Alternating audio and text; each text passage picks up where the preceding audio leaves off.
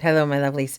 This is a bonus episode in my Care and Feeding of the Pastor's Family series. I had forgotten about this blog post, quite frankly. Um, so I thought I would share this because it goes very well with the care and feeding of your pastor's family. But this was inspired by an article that I read called Nine Heartfelt Things Pastors Would Like to Say to Their Church Members, written by Tom S. Rayner. As I read the article, I was like, oh, I have a list. I have a list myself. I can come up with 10 things.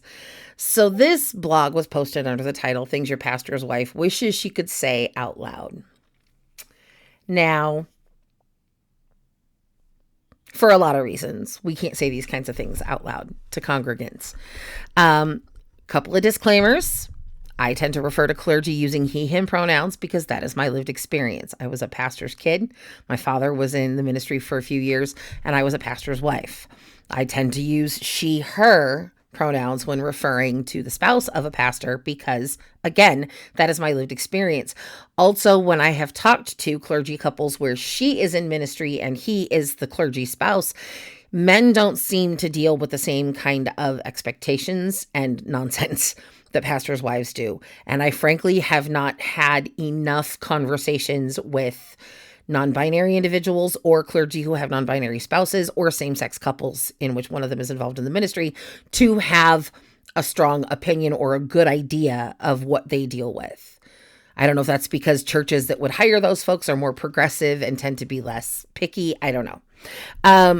But I'm going to share with you 10 things that your pastor's wife wishes she could say out loud. Now, some of these are mine. Some of these are in my own head. Others are things that I've heard other pastors' wives say. So some of these are of my own invention. Some of these are things I have borrowed from others. But the number of clergy wives I have spoken to, this is a pretty strong consensus of the things we wish we could tell our husbands' congregations out loud, but we don't dare risk the wrath of those in the church to say. Number one, I chose this church for very different reasons than you did. I've known of pastors' wives who did not attend the church where their hubby served, and those pastors never stayed for long. I choose to honor my husband's work in this particular congregation. In other words, I chose him, not the church. There have been some places that hubby served that were absolutely the kind of church I would have chosen for myself. Others, not so much. Just to be safe, don't ask me why I'm attending because you might not like my answer. Number two, I have gifts. And I want to serve, but not necessarily where you tell me I should or where your last pastor's wife did. The Holy Spirit is perfectly capable of pushing me in the right direction, so let's just leave the job to him, okay? Number three, my kids and I do not want to be treated like employees. My husband is on the payroll. My kids and I are not. Please do not expect any more from me or them than you would any other person in the church in our particular age group. Number four, be careful of criticism. My son was once scolded for slouching in church. My daughters and I have all been scolded for not dressing for the weather when we dressed in outfits more summery than the critic would have chosen. Mind you, the church in question was kept at a temperature that our more mature congregation preferred, which usually meant I was in danger of overheating if I dressed for the weather. The point is this: if all my children or I ever hear from you as criticism, it makes it harder and harder to willingly put ourselves in that building with those people week after week. No one wants to live with constant criticism. Number five, pastors' wives need friends too. As a pastor's daughter and now a pastor's wife, I've seen more and more women in that role who have been soundly criticized for playing favorites because they had a close friend in the church. Everyone needs a close confidant. Someone around whom you can just be you, flaws and all. But so many pastors' wives are loath to find that woman in their own congregation because of the fear that others will feel snubbed. Side note, if you find that person outside of your congregation, you can frequently be accused of being disloyal to your church. So you're in a lose-lose situation. Number six, he's your pastor, but he's the love of my life. So please don't be offended if you see us out on the town and he chooses me rather than a lengthy conversation with you. He's trying to find a balance between being a loving pastor and a loving husband, and sometimes that means I get to come first. Number seven, if you're talking to me and you speak critically of his work as a pastor, I will back him every time. think that one pretty much speaks for itself. Number 8, my family and I really don't have a pastor. The man you go to for counseling, the man you can talk to about marital woes, the man your kids can call on for some insight and prayer, he's just dad or hubby in my house. We cannot go to him for leadership and guidance the way you do because we have an entirely different relationship that takes precedence and, in my case, predates his role as pastor. Hopefully, we find another godly counselor outside of the church to fill that need, but going to the man of the house, yeah, that's not going to happen. Number 9. I don't always know where he is or what his schedule is. I'm his wife, not his mother.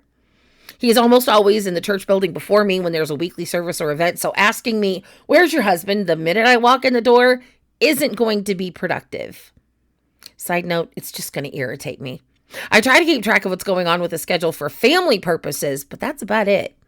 Number 10. I truly do want to be a part of the community and use my gifts as the Holy Spirit leads. I'm just a woman trying to function in her God-given identity, and I could use lots of prayer support as I seek to follow the Spirit's leading. I may or may not do exactly what you think a good pastor's wife should do. You may or may not do exactly what I think a good church member should do. How about we both cover the other in prayer and believe that God is working in the other, even though we may not see or understand exactly how? Can that be a thing? See, people in churches forget that pastors' wives and pastors' kids are women and kids. And if you don't expect certain behaviors of the other teens in your church, don't expect them of the pastor's teenage kids. If you don't expect certain things of the other women in your church, then don't expect them of your pastor's wife. Some churches do better with this than others. Some churches do a horrible job. My most frustrating moment ever came when a woman critiqued me for wearing a sleeveless dress in February. Remember, I said something about churches being kept at a temperature that was preferred by the more mature members of the congregation who tended to run a little on the chilly side. I learned very quickly that I would overheat if I dressed for the weather on Sundays. And a person decided to criticize me. She did it by commenting on my daughter first, who had walked up the steps of the church ahead of me. And she said, "Didn't your mother teach you how to dress for the weather?" And then she saw me and went, "Well, I guess not." In front of several other people. And it made everybody feel very awkward, you could tell. Later on that same day, one of the women who had overheard the comment came to me and said, "I'm so sorry you had to put up with that. You know, that was just so..." And I looked at her and I said, "Why didn't you say something in the moment? Why didn't you let that person know that what they said was inappropriate at that time?" And my least favorite excuse of all came out. "Well, some people they're just so old that you can't get them to change their ways." Why is it always those that are mature in the faith that are the rudest to other believers? And get people to make excuses for them like, "Well, at her age, you're not really going to get..." Then she should have learned this a long time ago. Constantly criticizing, constantly holding the pastor's family up to an unreasonable standard is a great way to make sure that his wife and children want nothing to do with you. And frankly, in many, many cases that I personally know of, has put enough stress on the pastor that he leaves.